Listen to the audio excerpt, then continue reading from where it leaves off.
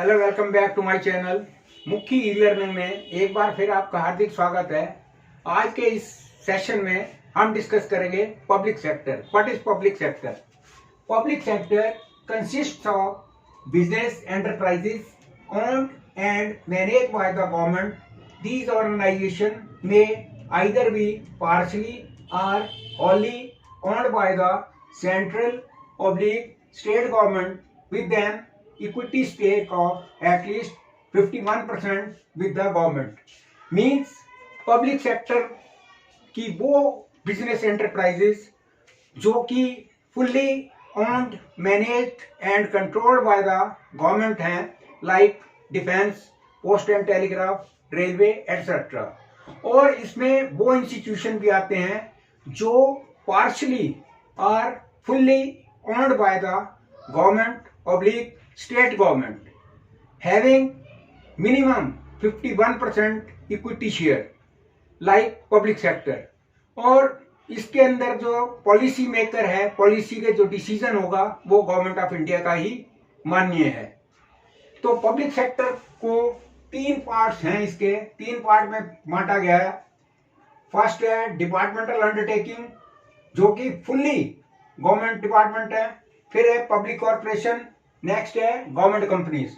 तो आज के इस सेशन में हम सिर्फ बात करेंगे डिपार्टमेंटल अंडरटेकिंग की। इसमें कौन कौन से आते हैं department? Railway, telephone, post and telegraph, defence.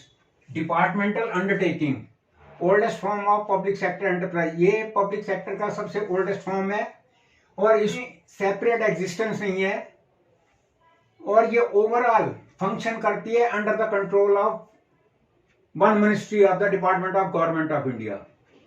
Next है फीचर ऑफ डिपार्टमेंटल अंडरटेकिंग। इस पे भी ओवरऑल कंट्रोल रहता है सेंट्रल ऑब्लिक स्टेट गवर्नमेंट का, उसके सुपरविजन में ये ऑपरेट करती है। Part of government, no separate entity. ये गवर्नमेंट का एक पार्ट है, इसकी अपनी सेपरेट अलग से कोई एंटिटी नहीं है। Finance from the annual budget of the government, जो गवर्नमेंट ऑफ इंडिया अपना एनुअल बजट पेश करती है उसके द्वारा ही ये फाइनेंस की जाती है public undertaking. Revenue as generated deposited in government treasury, जो रेवेन्यू जनरेट होता है चाहे वो रेलवे डिपार्टमेंट के थ्रू हो या और किसी एजेंसी के थ्रू, जो भी रेवेन्यू जनरेट होता है वो सारा गवर्नमेंट ट्रेजरी में जमा होता है। Staff is called civil servant, जो इसका स्टाफ है उसको सिविल सर्वेंट कहा जाता है, जिसकी रिक्रूटमेंट और कंपनसेशन जो सिविल सर्वेंट रूल है उसके हिसाब से दिया जाता है। Staff is under the direct control of departmental head who is accountable to the concern minister, कि जो स्टाफ वहां पे डेप्यूटेड है वो जो डिपार्टमेंटल हेड है उसके कंट्रोल में है और डिपार्टमेंटल हेड जो है वो कंसर्न मिनिस्टर के लिए आंसरेबल है। Staff can be sued in the same manner as one can file a suit. Staff के अगेंस्ट उसी तरह से मुकदमा चलाया जा सकता है जिस तरह से एक इंडिविजुअल गवर्नमेंट के अगेंस्ट मुकदमा चलाता है।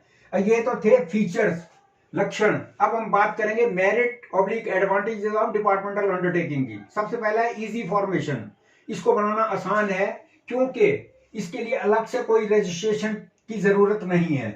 नेक्स्ट है effective control, being direct and centralised control is effective, क्योंकि ये डायरेक्ट गवर्नमेंट का डिपार्टमेंट है और पूर्णतः सेंट्रलाइज्ड है, इसलिए इस पे जो कंट्रोल है वो इफेक्टिव है।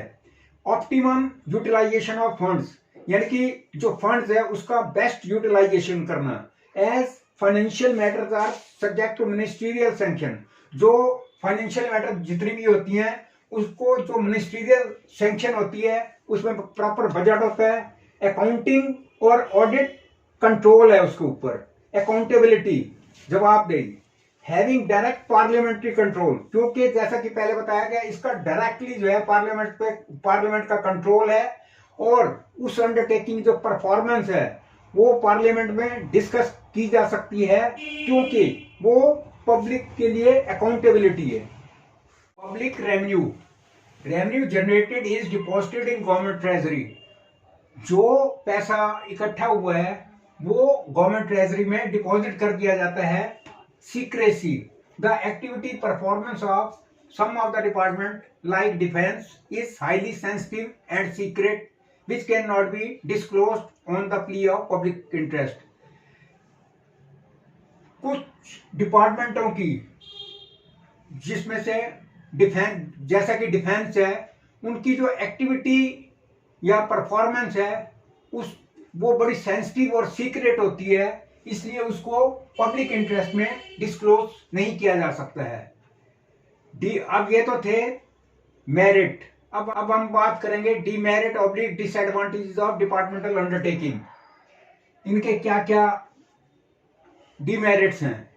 नंबर 1 है inflexibility, since it works under parliamentary control. क्योंकि ये पार्लियामेंट्री कंट्रोल इस पे करती है, इसलिए there is too much interference of ministers and top, जितने जो टॉप ऑफिशियल और मिनिस्टर हैं उनकी इंटरवेंशन बहुत है, जिसकी वजह से which reduces the flexibility and efficiency of the undertaking, जिसकी वजह से जो अंडरटेकिंग जो फ्लेक्सिबिलिटी और एफिशिएंसी है उसको वो कम करती है। Lack of motivation, no power to utilise their revenue as it is deposited. कोई भी डिपार्टमेंट है जो उसने रेवेन्यू जनरेट किया है वो उसको अपने वे में यूटिलाइज नहीं कर सकता है, बल्कि उसको वो गवर्नमेंट ट्रेजरी में जमा कर देता है। No incentive to maximise profit, profit को मैक्सिमाइज करने के लिए उसको कोई इंसेंटिव नहीं दिया जाता। No direct relation between effort and reward, कोई यदि इंडिविजुअल कोई एफर्ट्स करता है उसको किसी प्रकार का कोई रिवार्ड नहीं दिया जाता, मीन्स लैक ऑफ मोटिवेशन है।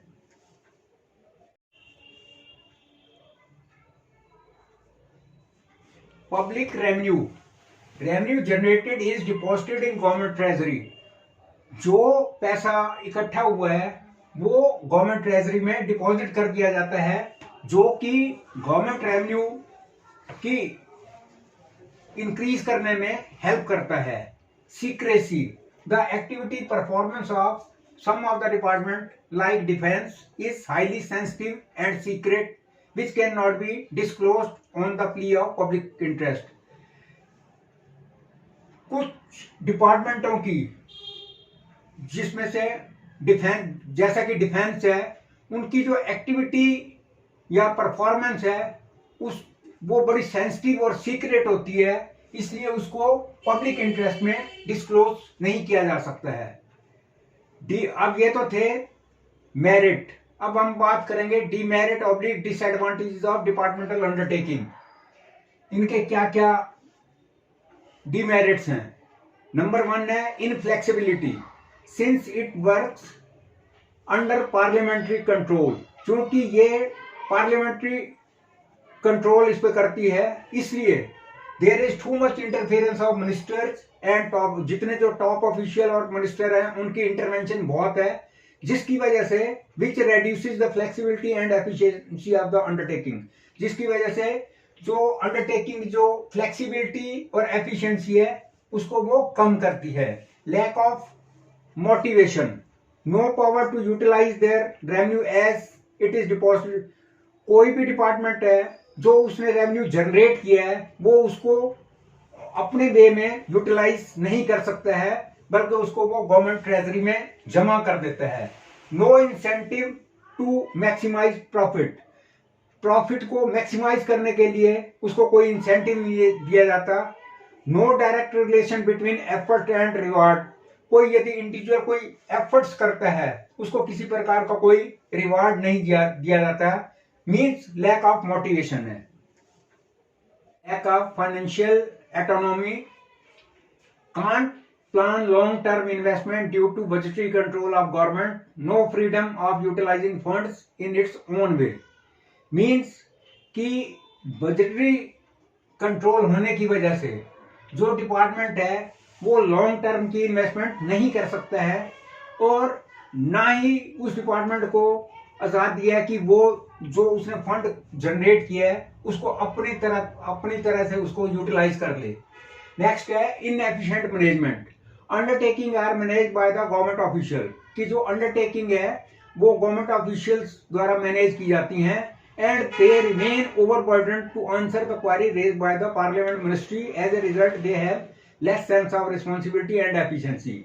और वो जो ऑफिशियल्स हैं वो पार्लियामेंट और मिनिस्ट्री द्वारा रेज की गई क्वारी के आंसर देने में बिजी रहते हैं, ओवरबर्डन रहते हैं, जिसकी वजह से उनकी जो जिम्मेदारी है और कार्य क्षमता है वो कम हो जाती है। नेक्स्ट है रेड टेपिज्म एंड ब्यूरोक्रेसी, भाई भतीजावाद और ब्यूरोक्रेसी। ये देरी को रेफर करती है।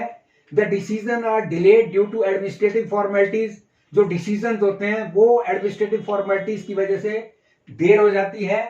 जबकि एक एंटरप्राइज के लिए इनोवेशन, बोल्ड अप्रोच और इमीडिएट एक्शन जो है वो जरूरी हैं, और अंडरटेकिंग में इन चीजों का कोई स्थान नहीं है।